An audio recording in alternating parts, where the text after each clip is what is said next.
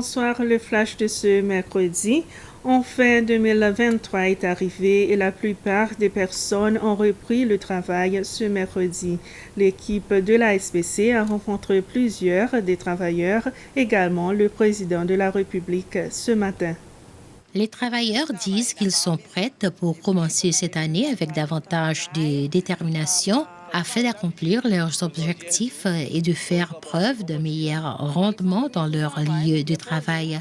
L'équipe de la SPC a rencontré le président de la République, Ram Kalawan, à son arrivée à la grille de State House vers 7 heures ce matin. Le président Ram Kalawan a dit que ses préoccupations sont de travailler sur les dossiers qui touchent directement la vie des Seychellois. Il demande à toutes les agences et les branches du gouvernement de chercher des solutions aux problèmes. Il a aussi attaché beaucoup d'importance à son message de l'année dans lequel il implore tous les travailleurs seychellois, surtout au sein du secteur public, de donner un meilleur service à leurs clients.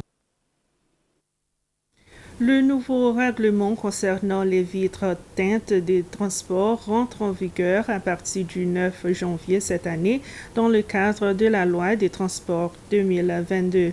C'est ce qu'a dit le ministre des Transports dans une conférence de presse ce matin tenue conjointement avec la police.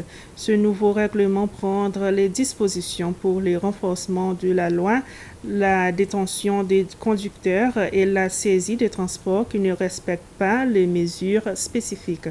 Selon ce règlement, nul n'aura droit d'utiliser ou de conduire sur la route publique un transport avec la pare-brise teinte ou des stickers qui ne sont pas conformés à d'autres dispositions de la loi.